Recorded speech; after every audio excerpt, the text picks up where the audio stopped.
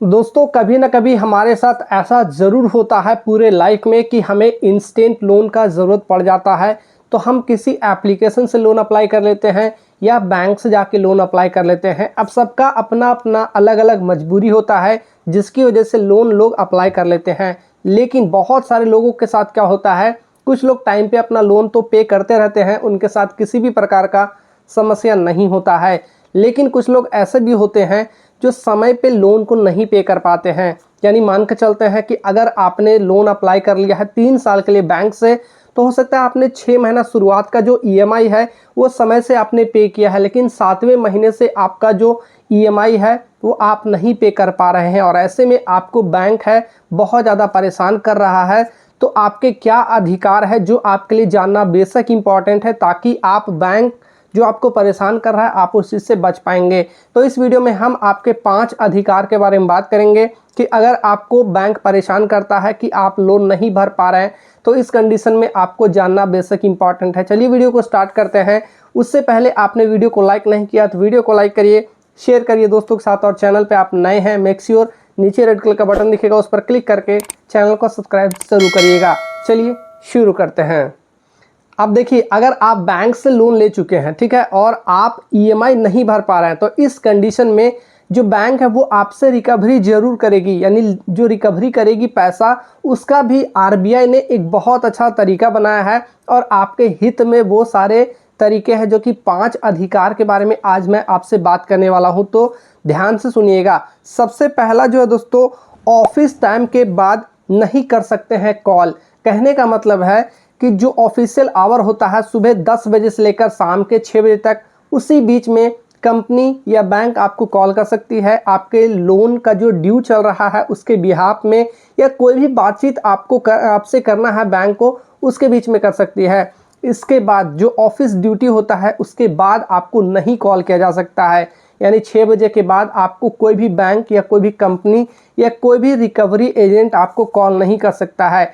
तो इस केस में आपको ये जानना बेशक इम्पॉर्टेंट है, अगर आपको बैंक का जो ऑफिशियल टाइमिंग होता है उसके बाद अगर कॉल आता है तो आप इस चीज़ को नोटिस कर सकते हैं। सेकंड नंबर दोस्तों, आपके रिश्तेदार हो गए, आपके घर वाले हो गए, उनको भी बैंक या कोई भी रिकवरी एजेंट कॉल नहीं कर सकता है।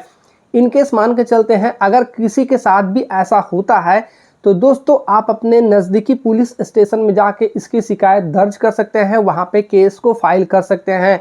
लेकिन आरबीआई के गाइडलाइन के थ्रू दोस्तों कोई भी बैंक या कोई भी रिकवरी एजेंट आपको और आपके रिश्तेदार, आपके घर वाले जितने भी मेंबर हैं, आपके जितने भी रिश्तेदार हैं, उनको कोई भी कॉल नहीं कर सकता है और लोन वगैरह के रिगार्डिंग उनसे कोई भी बातचीत नहीं कर सकता है। तीसरा, बहुत सारे लोगों को डर होता है, लोन ले लेते हैं समय से नहीं पे कर पाते हैं, तो उनको डर होता है कि जो रिकवरी एजेंट है या पुलिस है या बैंक के अधिकारी आपके घर आ जाएंगे।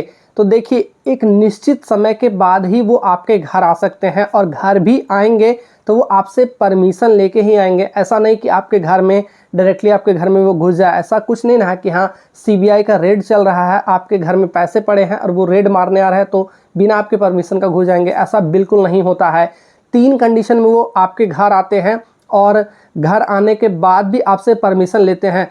सबसे पहला कि अगर आपका जो ड्यू डेट आपका 30 दिन से ज़्यादा हो चुका है और आप समय पे पैसे को नहीं भर पा रहे हैं, तो ऐसे केस में दोस्तों आपको कुछ बैंक नहीं बोलती है, ना ही रिकवरी एजेंट बोलते हैं। वहाँ पे आपका खुद का नुकसान होता है कि आपका जो इंटरेस्ट का अमाउंट है और जो उसके ऊपर पेनल्टी है वो धीरे धीरे बढ़ता चला जाता है। दूसरे केस में दोस्तों 30 दिनों से लेकर 90 दिनों के बीच अगर आप ये इतना ड्यूरेशन चला जाता है और आप पैसे को नहीं भर पाते हैं, तो उस केस में बैंक आपको कॉल करेगी और जो आपके रिकवरी एजेंट है उनके थ्रू भी आपको कॉल आएगा और मैसेज भी आपको प्रॉपर आएगा बैंक की तरफ से कि आपने पैसे नहीं जमा किए हैं। तीसरा, जब 90 दिनों से एक्सटेंड कर जाता है, डेट 90 दिनों से ऊपर हो जाता है, तब उस केस में आपके जो लोन के अकाउंट है वो एनपीए घोषित कर दिया जाता है, यानी डिफ़ॉल्टर घोषित कर दिया जाता है।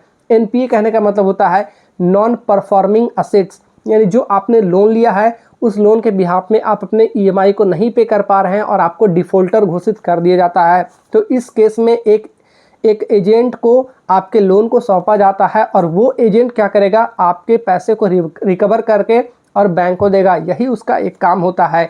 तो इस केस में भी दोस्तों आपके परमिशन के अंतर्गत ही वो आपके घर आ सकते हैं और आपसे बात कर सकते हैं।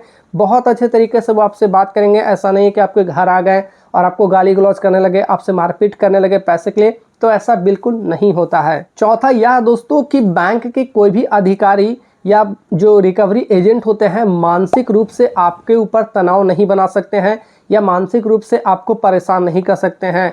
ऐसा केस में देखा जाता है, आरबीआई कहती है कि अगर कोई भी बैंक या कोई भी रिकवरी एजेंट आपको गाली गलौज करता है, आपसे मारपीट करने की कोशिश करता है, मानसिक रूप से आपको उत्पीड़ा देने की कोशिश करता है, तो उस केस में आपके पास ये पूरा अधिकार होता है कि आप प्रॉपर अपने नज़दीकी पुलिस स्टेशन में जाके इसके रिगार्डिंग कंप्लेन कर सकते हैं, केस फाइल कर सकते हैं और उस समय पुलिस वाले लोगों को भी इसके ऊपर लीगल एक्शन लेना होगा और आपके ऊपर काम करना होगा। तो इस चीज़ को भी आपको बेशक समझकर चलना होगा। पांचवा दोस्तों, आप कानूनी प्रक्रिया की भी सहायता ले सकते हैं। और किस केस में आप ले सकते हैं? जैसे कि आपके पास कोई रिकवरी एजेंट आता है, आपको डराता है, धमकाने की कोशिश करता है, आपसे थ्रेट करता है, आपको मारपीट करने की धमकी देता है या किसी भी प्रकार के डरावने शब्द आपको बोलता है, मारपीट करने की धमकी देने की कोशिश करता है, तो उस केस में आपके पास पूरा अधिकार है कि आप पुलिस की सहायता ले सकते हैं। नज़दीकी पुलिस स्टेशन में जाके आप उनके ऊपर एफआईआर कर सकते हैं, आप केस कर सकते हैं और लीगल लड़ सकते हैं लड़ाई को कि मैंने इतना लोन लिया था और मेरे घर पे जो रिकवरी एजेंट आ रहे हैं वो मेरे से गलत व्यवहार कर रहे हैं बैंक के बिहाफ में। तो ये सारा चीज़ दोस्तों जो मैंने आपको 5 अधिकार आपको बताया है, इन पांचों अधिकार को आपको बेशक याद करके रखना है। अगर किसी भी बैंक से आप लोन लेते हैं या कोई भी प्राइवेट कंपनी या एनबीएफसी कंपनी से आप लोन लेते हैं तो ये पांचों अधिकार आपके होते हैं और आपको इस चीज़ को बेशक ध्यान में रखकर चलना होता है।